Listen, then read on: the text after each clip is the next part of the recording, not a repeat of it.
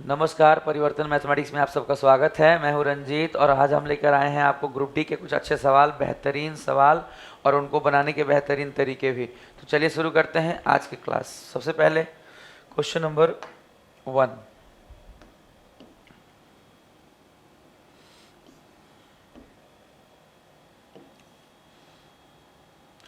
Question number 1 में हमने group D का ये सवाल रखा है। ये सवाल आप देख लीजिए बढ़िया से। 3000 रुपये को, क्वेश्चन नंबर 1 में है कि 3000 रुपये को हर 4 माह में चक्रवृद्धि होने पर 3000 रुपये को हर 4 माह में चक्रवृद्धि होने वाले 30% वार्षिक ब्याज दर पर निवेश करने पर एक वर्ष में कितनी राशि प्राप्त होगी। हमसे सवाल यही पूछा गया है, कितनी राशि प्राप्त होगी। सवाल को बहुत अच्छे से समझ लीजिए।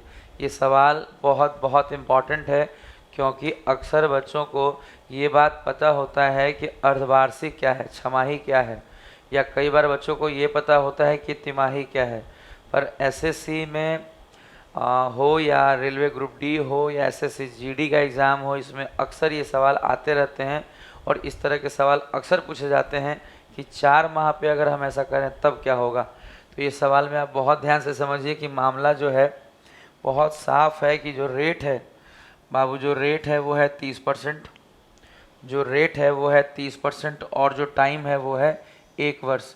जो रेट है वो है 30% और टाइम है जो है वो है 1 वर्ष।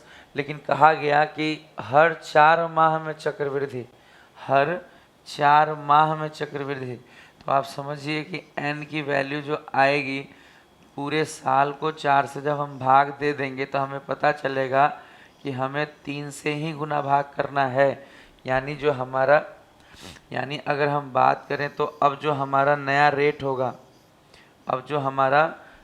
रेट होगा, चूँकि चरमाही होने के कारण 30% की जगह 30 को किससे भाग देना पड़ेगा, 3 से भाग देना पड़ेगा और हमें मिलेगा कितना परसेंट। रेट अब हो जाएगा 10%। रेट 10% होने के साथ साथ टाइम कितना गुना हो जाएगा, n गुना। n की वैल्यू 3 है और 3 से गुना करेंगे तो जो हमें टाइम हो गया, जो हमारा टाइम होगा वो हो जाएगा 3 वर्ष। जो हमारा टाइम हो जाएगा वो हो जाएगा 3 वर्ष। इसके अलावा कल भी हमने आपको इस तरह के एक सवाल में बताया था कि जब भी आपको 3 साल का निकालना हो तो CI का जो फॉर्मूला होगा वो होगा क्या, r3, जिससे 2 अंक लिए जाएंगे, 3r², इससे भी 2 अंक लिए जाएंगे, डॉट या दशमलव, और 3r, इससे भी 2 अंक लिए जाएंगे। इसके बाद r की जगह क्या रखना होगा, रेट रखना होगा। r की जगह रेट रखेंगे तो हमें क्या मिलेगा, देखिए 10 का क्यूब, 1000 में से क्या लेंगे हम, सिर्फ 2 जीरो, अंतिम 2 ही अंक लेने हैं। कैरी कितना आएगा, 10 आएगा। कैरी कितना आएगा, 10 आएगा। r का वैल्यू यहाँ रखिए, 10 का स्क्वायर 100 और 100 का 3 गुना 300। 300 में जो कैरी था वो जोड़ देंगे तो 310 और सिर्फ 10 बचेगा, बाकी कैरी फॉरवर्ड हो जाएगा, आगे चला जाएगा और जो कैरी 3 बचा है वो यहाँ यूज़ होगा। r का वैल्यू यहाँ रखिए, 10 तियाँ 30 और 3 33। कई बार अगर आप थोड़ी सी प्रैक्टिस कर रहे हैं तो आपको याद भी रह सकता है कि 10% के हिसाब से अगर 3 साल का मामला है तो जो हमारा कंपाउंड इंटरेस्ट होगा वो 33.1% होगा। और हमसे पूछा है कि धनराशि कितनी प्राप्त होगी, यानी अमाउंट पूछा गया है। 3000 रुपये का हमें कितना परसेंट निकालना पड़ेगा।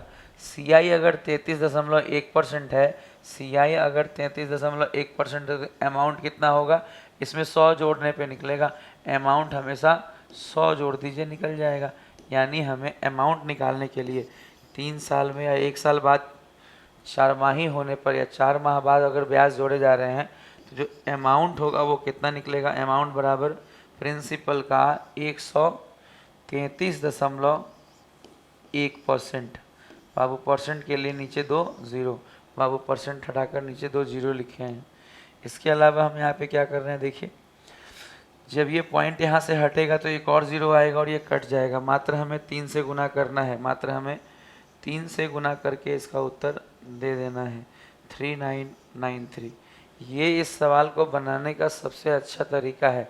अगर आप इसे बहुत बेसिक फॉर्मूले से बनाएंगे तो आपका समय खराब होगा, और हमारा यही उद्देश्य है। एसएससी जीडी और रेलवे ग्रुप डी के इस सीरीज़ का यही उद्देश्य है कि आप सभी सवालों को मिनिमम टाइम में कर पाएँ, ताकि टाइम मैनेजमेंट सही रहे। तो ये रहा हमारा पहला सवाल। आप इसका स्क्रीनशॉट ले लीजिए, फिर हम आगे बढ़ते हैं।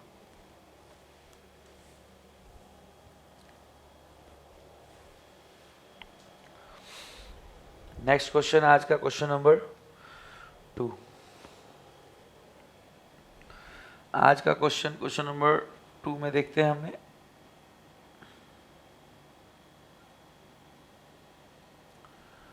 क्वेश्चन नंबर 2 में हमने टाइम एंड वर्क के इस सवाल को रखा है। ये सवाल लास्ट ईयर ग्रुप डी का है,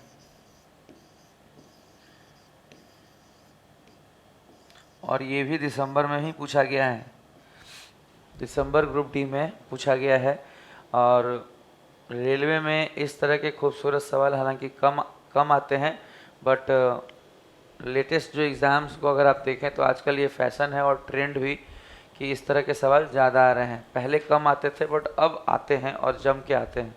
2018-19 का जो लास्ट ईयर एग्ज़ाम हुआ, क्योंकि 20 और 21 में तो कोई एग्ज़ाम हुआ नहीं है, कोरोना की वजह से कोई एग्ज़ाम्स नहीं लिए गए हैं, तो जो लेटेस्ट पेपर है वो 18-19 का पेपर ही लेटेस्ट है। तो उन्हीं सवालों से हमने ये टेकअप किया है। ये बहुत अच्छा सवाल है, आप इसकी अच्छी प्रैक्टिस करें। हम इसको सबसे सुंदर तरीके से बनाना बता रहे हैं कि इसका बेस्ट अप्रोच क्या रहेगा।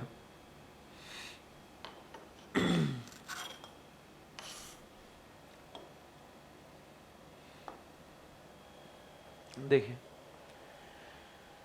ए एक काम को अकेले 11 दिन में करता है। ए एक काम को अकेले जब करता है, ए जब एक काम को अकेले करता है तो 11 दिन में करता है, जबकि बी इसे अकेले करने में 16.5 दिन लेता है। जबकि ए, ध्यान दीजिएगा, ए अगर अकेले करता है बाबू, ए अकेले करता है तो 11 दिन, जबकि बी अकेले करता है तो 16.5 दिन। जबकि बी अकेले करते हैं तो टाइम लगता है 16.5 दिन। 16.5 दिन, बहुत सिंपल। और आगे देखिए, आप इस पॉइंट को हटा लेंगे तो बेहतर है। ये पॉइंट अगर हम हटा दें यहाँ से तो यहाँ नीचे 10 आ जाएगा, और ऊपर नीचे अगर हम काट ले तो 5 तियाँ 15, 5 तियाँ 15, नीचे आ जाएगा 5 दूनी 10। यानी बी जो है, अगर हम 16.5 को लिखना चाहें तो क्या लिख सकते हैं, 33/2। तो बी की जो वैल्यू होगी बेसिकली वो क्या हो जाएगी, 33/2। 33/2। आप यहाँ भी पॉइंट हटाकर, यहीं पे पॉइंट हटाकर नीचे 10 दे दीजिए, और ऊपर नीचे काट लीजिए 5 तियाँ 15, 5 तियाँ 15, 5 दूनी 10। ऊपर नीचे काट लीजिएगा, यहीं से आप पॉइंट यहाँ लेके आ सकते हैं कि बी इस काम को कितने दिन में कर लेगा, 33/2 दिन में, 33/2 दिन में कर लेगा।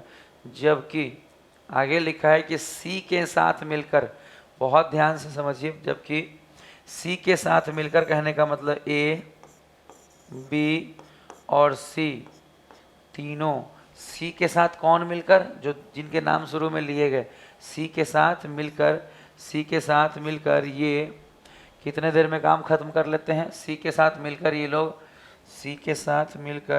ये लोग काम खत्म कर लेते हैं 5.5 दिन में। सी के साथ मिलकर बाबू, सी के साथ मिलकर ये काम कितने देर में ख़त्म कर ले रहे हैं, 5.5। हटा देंगे तो पॉइंट वहीं हटाइए, पॉइंट को यहीं हटा दीजिए, पॉइंट यहाँ हटा दीजिए, नीचे 10 लगा लीजिए, ऊपर नीचे काटिए। 5 से 11 बार में कट जाएगा, और 5 से नीचे काटेंगे तो 2 बार में।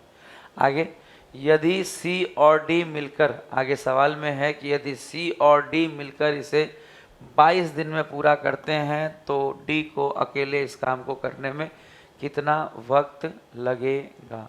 बहुत अच्छा। और देखिए, अगर आप इसे सही तरीके से बनाएंगे तभी एग्जामिनेशन हॉल में कर पाएंगे। तो चलिए सीखते हैं इसको बनाने का सबसे बेस्ट तरीका क्या होगा।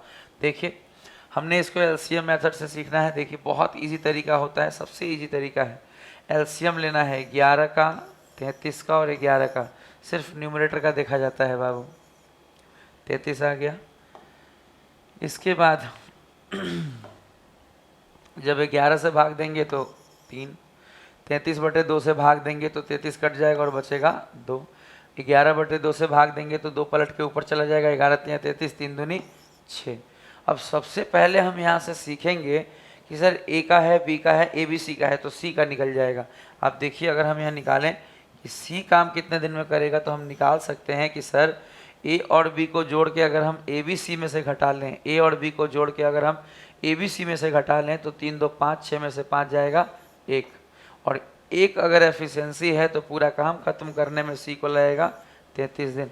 आपको यही बात समझना है कि हमने यहाँ से क्या निकाला कि सी को लगेगा 33 दिन, जबकि दिया हुआ है कि सी और डी दोनों मिलकर, जबकि ये गिवन है कि सी और डी दोनों मिलकर करेंगे तो 22 दिन में करेंगे, जबकि ये गिवन है कि सी और डी दोनों मिलकर करेंगे तो 22 दिन में करेंगे, जबकि गिवन है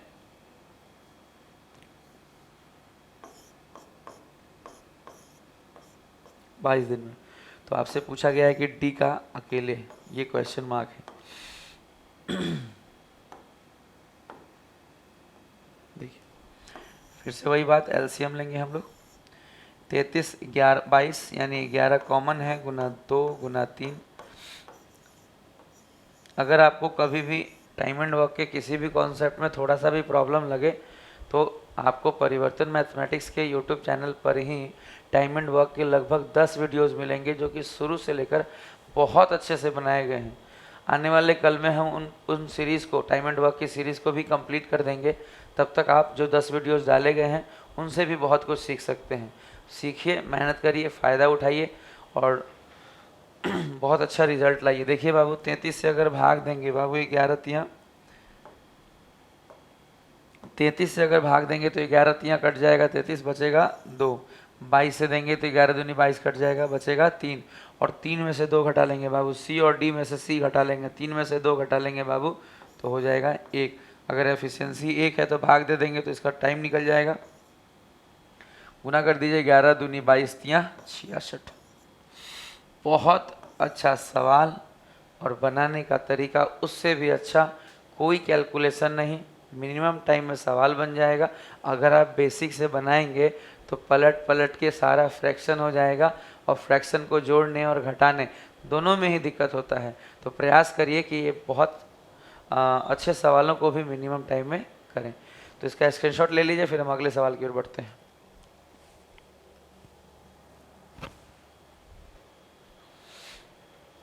क्वेश्चन नंबर 3, आज का अगला सवाल। क्वेश्चन नंबर 3 क्या है?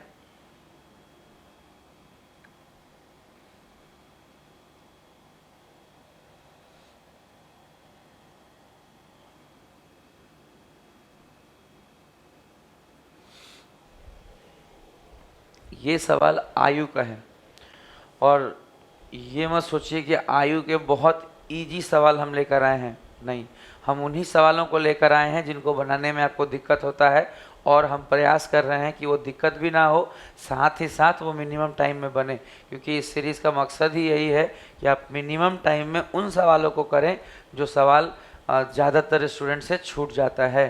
तो चलिए सीखते हैं इस सवाल को कैसे बनाएंगे। पहले समझते हैं सवाल क्या है। x और y की वर्तमान आयु का अनुपात 3:8 है। बहुत साफ गिवन है कि x और y के वर्तमान आयु का अनुपात कितना है? 3:8। आगे है जबकि y और z की वर्तमान आयु का अनुपात कितना है? 4:5। जबकि y और z की वर्तमान आयु का अनुपात है 4:5। सबसे पहला पॉइंट आपको यहाँ समझना है कि ये जो उम्र गिवन है ये क्या है? प्रेजेंट एज है। ये जो उम्र गिवन है ये वर्तमान उम्र है। ये उम्र जो है वो प्रेजेंट एज है, वर्तमान उम्र है। अब क्या करें?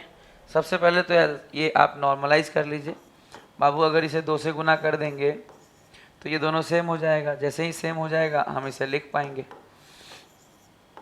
ये चीज़ आपने ऑलरेडी रेशियो में सीखी हुई है। देखिए ये चीज़ आपने ऑलरेडी रेशियो में सीखी है। तो ये हो गया 3:8:10। आपको गिवन क्या है सवाल में? देखिए 2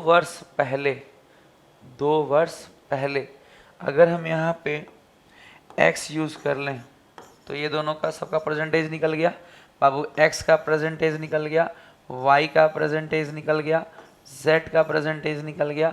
जब हमसे कोई कहे कि 2 वर्ष पहले x और y का आयु का अनुपात, तो x अगर अभी 3x के हैं तो 2 साल पहले घट जाएगा 2, y अगर अभी 8x के हैं तो 2 साल पहले घट जाएगा 2, और 2 साल पहले जो इनका अनुपात था वो था कितना, आप देखिए 2 साल पहले x और y का जो अनुपात था वो कितना था, 1:3 था, 1:3। तो बहुत आराम से यहाँ से हमें x का वैल्यू मिल जाएगा। देखिए 3 से गुना करेंगे तो 9x माइनस 3 दूनी 6 बराबर 8x माइनस 2। x को अगर हम एक तरफ कर लें तो x, और 6 में से 2 गया 4, 6 में से 2 गया, x बराबर कितना हो जाएगा 4, x बराबर कितना हो जाएगा 4। x का मान आने से क्या मिल जाएगा मालूम, सबका एज अलग अलग भी। देखिए हम x का एज भी निकाल पाएंगे, हालांकि देखिए ऑलरेडी x थे तो यहाँ x मानना सही नहीं है, आपको पता है यहाँ हमें k मानना चाहिए था, नहीं सही रहेगा ये, बिल्कुल गलत बात। क्वेश्चन में ऑलरेडी जब x था तो आपने x क्यों माना, तो ये x मानना बिल्कुल भी सही बात नहीं है। देखिए ऑलरेडी किसी का नाम जब x गिवन था, ऑलरेडी जब किसी का नाम x था, तो क्वेश्चन इस तरह से कभी अटेम्प्ट मत लीजिएगा, नहीं तो एग्जाम में कन्फ्यूजन हो जाएगा, x क्या है, y क्या है, z क्या है, अलग अलग नहीं लेते कभी भी। तो देखिए हम इसको ठीक कर लेते हैं, 3 और यहाँ कितना आया था हमारा 4 दूनी 8 और यहाँ आया था 5 दूनी 10। और अब हम यहाँ पे x नहीं लेंगे, बिल्कुल नहीं, गलत आदत रखना ही नहीं है, सही आदत होना चाहिए। देखिए a का प्रेजेंट एज में से 2 साल घटाइए, y x का और y के प्रेजेंट एज में से 2 साल घटाइए, और इनका एज का अनुपात 1:3। यहाँ से हम निकालेंगे 3 तिया 9 के और माइनस 3 दूनी 6 बराबर 1 से गुना करेंगे तो कोई चेंज होगा ही नहीं, और यहाँ से k बराबर क्या आ जाएगा, 6 उधर जाएगा तो 6 में से 2 गया 4। बहुत आराम से आप निकालेंगे k बराबर 4 और अब पुट करेंगे। अगर x की आयु निकालनी होगी तो यहाँ k की जगह क्या रखना पड़ेगा, 4 रखना पड़ेगा, 4 तियाँ x का आयु कितना हो गया 12 वर्ष। अगर y का निकालना होगा तो यहाँ 4 रखना पड़ेगा, 4 अठे 32 वर्ष। अगर z का निकालना होगा तो यहाँ 4 रखना पड़ेगा, 4 दहा में 40 वर्ष। बहुत प्रेम से सीखिए, बहुत अच्छे से, हालांकि यहाँ सबका आयु नहीं पूछा गया है। देखिए लिखा है ना, तीनों की वर्तमान आयु का योग बताइए, योग, आपको योग बताना है, सब जोड़ लीजिए, 8 3 11 10 21 के बस। और k का मान जब हम यहाँ रखेंगे 21 गुना k का जब हम मान रखेंगे तो 4, यानी वैल्यू हो जाएगा टोटल, हमसे टोटल पूछा गया है योग, तो वैल्यू हो जाएगा 4 एकम 4 दूनी 84। इस क्वेश्चन का आंसर होगा 84, इस क्वेश्चन का आंसर होगा 84 वर्ष। तीनों के वर्तमान आयु का जो आंसर होगा वो होगा 84 वर्ष। ऑप्शन इसका नहीं सही से एडजस्ट हो रहा तो काट दिया गया है, बाकी सवाल बहुत अच्छा है, इसे लेना ज़रूरी था। तो देखिए बहुत अच्छा लगेगा, आप इस तरह के सवालों की प्रैक्टिस करें। और एक और बात, आयु के अच्छे सवाल हों चाहे टाइम एंड वर्क के, कंपाउंड इंटरेस्ट के हों या और किसी चैप्टर के, हम सारे अच्छे सवालों को ला कर एक एक करके कराते रहेंगे। आप बस मन लगा के सारी सीरीज़ को पूरी तरह से देखिए ताकि एग्ज़ाम में एक भी सवाल ना छूटे। बस मन लगा कर क्वेश्चंस को समझिए, प्रैक्टिस करिए। फिर हम आगे बढ़ते हैं, इसका स्क्रीनशॉट ले लीजिए। तो चलिए चलते हैं अगले सवाल की ओर। क्वेश्चन नंबर 4 लेते हैं हम लोग। आज का चौथा सवाल क्या है ये देखिए।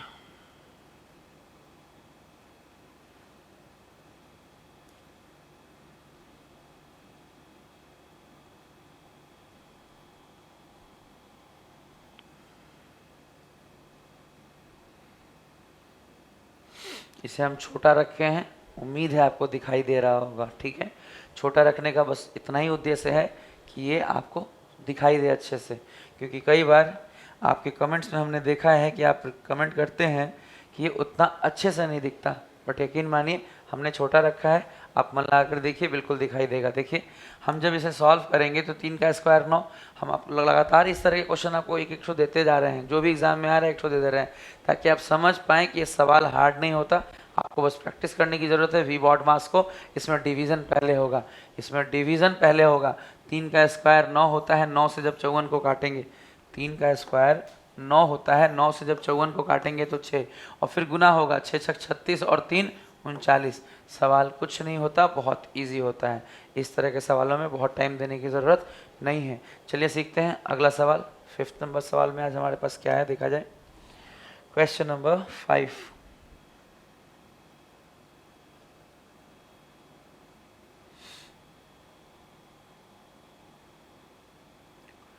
क्वेश्चन नंबर 5 बहुत अच्छा सवाल है, बहुत ज़बरदस्त।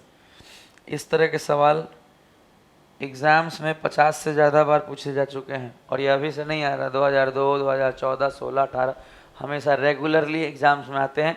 चाहे एसएससी का सवाल हो, ग्रुप डी का हो, या किसी भी एग्ज़ाम्स का सवाल आप उठा लीजिए, आपको एवरेज का ये सवाल बिल्कुल मिलेगा, और इसकी प्रैक्टिस होनी ज़रूरी है।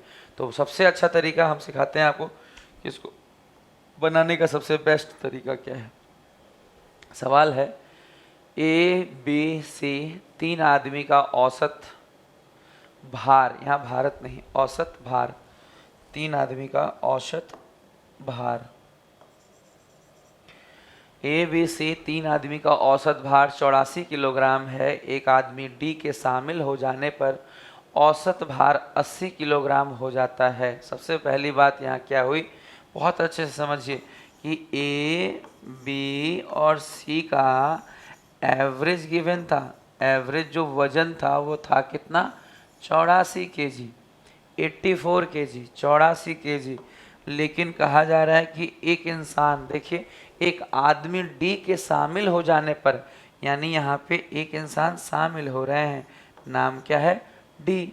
और तब जो एवरेज है, तब कितने लोग हो गए, ए बी सी तो ऑलरेडी थे, डी भी शामिल हो गए, तो 4 लोग हो गए। और एवरेज क्या हो गया, एवरेज हो गया सर 80।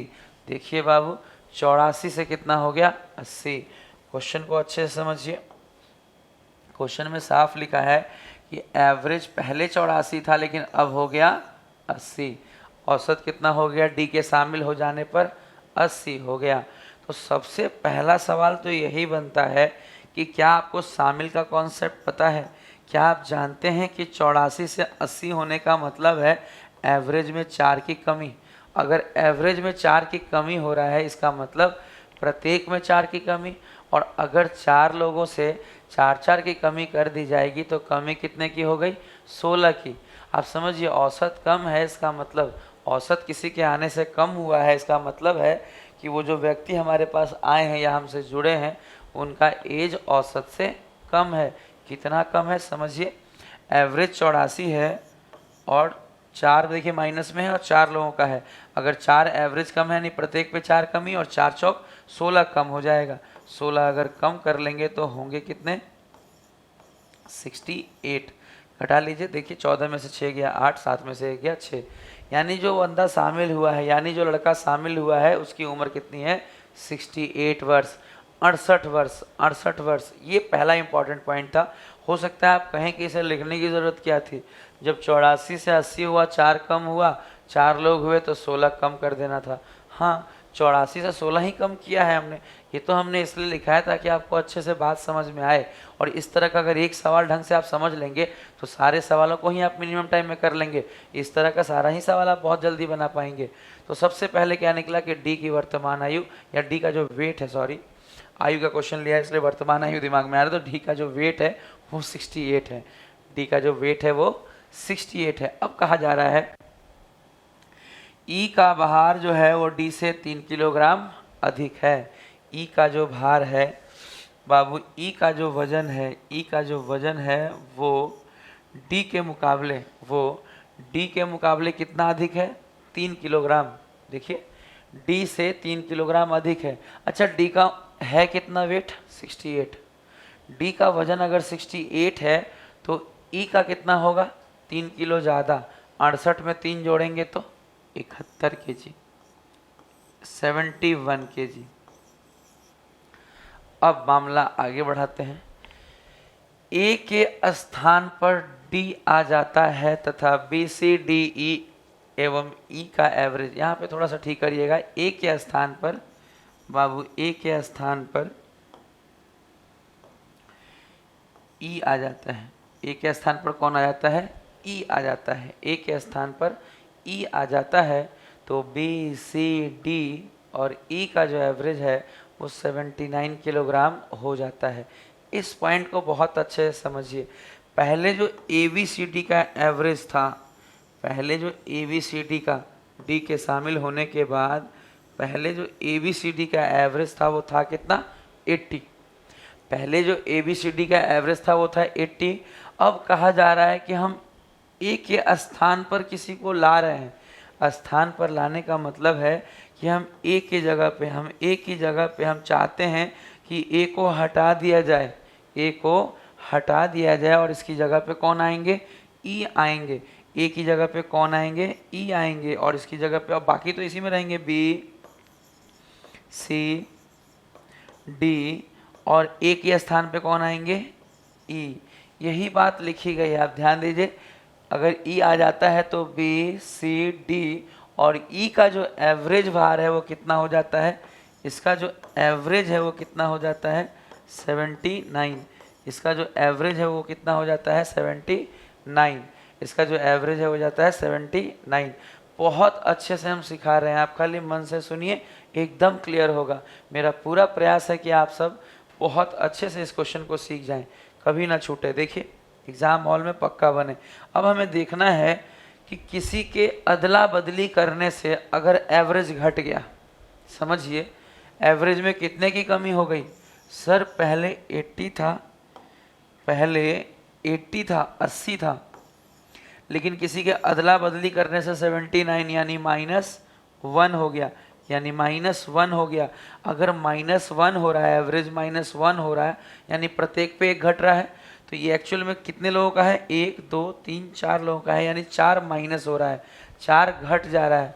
अब आप एक बात सोचिए कि अगर कोई अदला बदली करे, किसी और को हटाकर आया है, अगर एवरेज कम हो गया, इसका मतलब आने वाले का, इसका मतलब जो बंदा आया है उसका वेट कम है, तभी तो एवरेज घट गया।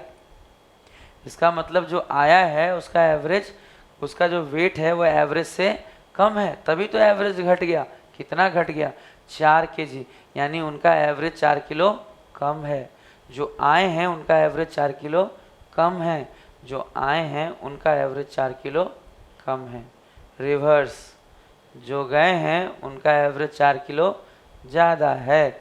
अगर कोई आया है, अगर अदला बदली हुआ, तो कोई जब जुड़ा है, अगर किसी के जुड़ने से हमारा एवरेज घट गया, किसी को हटाकर कोई आया है तो उसके आने से एवरेज घट गया 4 किलो, इसका मतलब इनका उम्र 4 किलो एवरेज से कम है। एवरेज 1 यूनिट घटा था और 4 लोगों पे यानी 4 किलो घटा था, तो इनका 4 किलो कम है और जो गया है उसका 4 किलो ज़्यादा है। जब इनका उम्र हमें पता है, ई का उम्र हमें पता है कि 71 किलोग्राम है, तो जिसे हमने निकाल दिया वो तो बड़ा था, ये छोटे थे 4 किलो, वो 4 किलो ज़्यादा है, तो वो 4 किलो बढ़ा दीजिए। 71 + 4 बाबू, 71 + 4 कितना हो जाएगा? 75। 71 + 4 कितना हो जाएगा? 75। आप अच्छी प्रैक्टिस करिए, यकीन मानिए इस तरह के सवालों को भी आपको बनाने के लिए पेन की ज़रूरत नहीं पड़ेगी। विदाउट पेन बना पाइएगा, ये मेरा वादा है आपसे। आप बस मेहनत करिए, ठीक है। इस सवाल का स्क्रीनशॉट ले लीजिए। आज के लिए इतना ही। आपको हमारा वीडियो कैसा लगा हमें कमेंट बॉक्स में बताइए। आज के लिए इतना ही। Good day and goodbye to all of you.